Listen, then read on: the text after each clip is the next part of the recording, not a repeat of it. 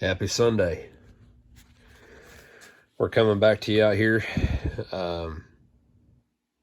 giving you some progress on what's going on. So I finally found a fitting for the master cylinder.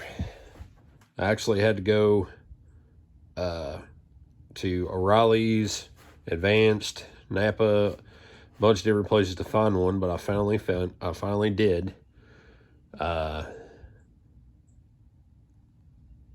It's amazing how little of a piece you can have that can cause such problems and such headaches.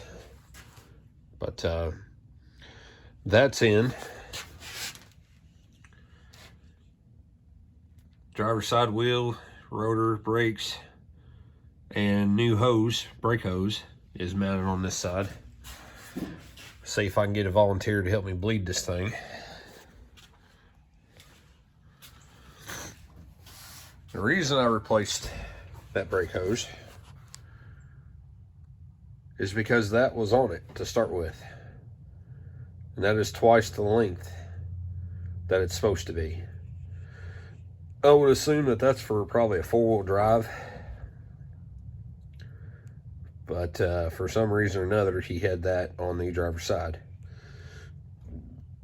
So it worked, it didn't leak, but you know, as long as that thing it was actually sitting inside the lower control arm and in between the springs. So that's a no-go. Not really much else is going on yet. I'm just kind of messing around. I just got started out here. See what else I can get into.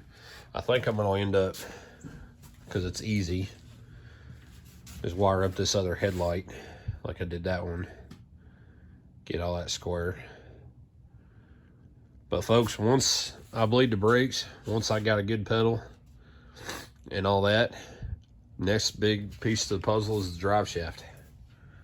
I'm probably going to end up going to either Republic Diesel, or there is a place over in Indiana in Sellersburg that builds drive shafts. I may go there.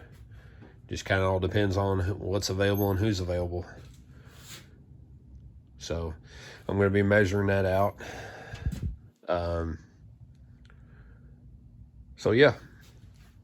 And then once I do that, change fluids in the rear differential, put fresh gear oil in it, top transmission, change oil. I got engine oil filter. I use the Valvoline VR1 because of the high zinc, because this has a flat tappet cam in it.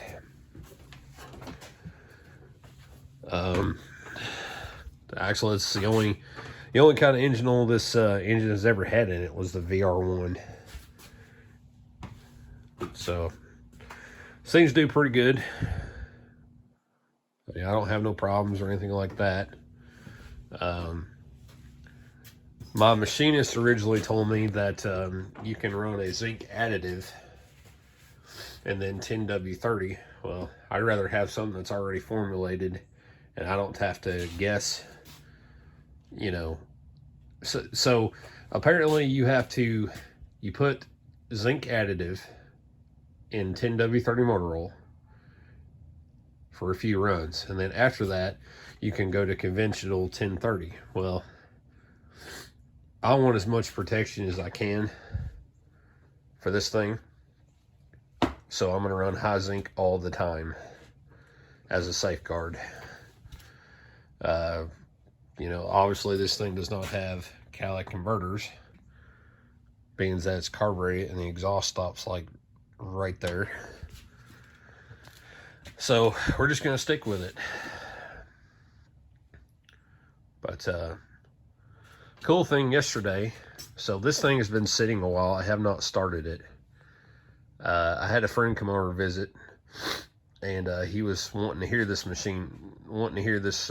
engine run. And first thing came to my mind is like, well, it's too cold. That and the carburetor does not have a choke on it. Believe me when I say I took a rag, put it over the carburetor, flipped the ignition on, pump, fuel pump on, pumped the pedal twice. It fired right up. No problems whatsoever. I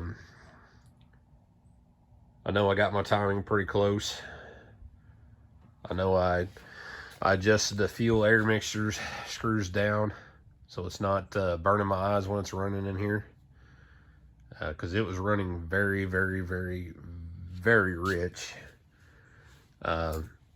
Just backed them off to where it will be a little easier to deal with.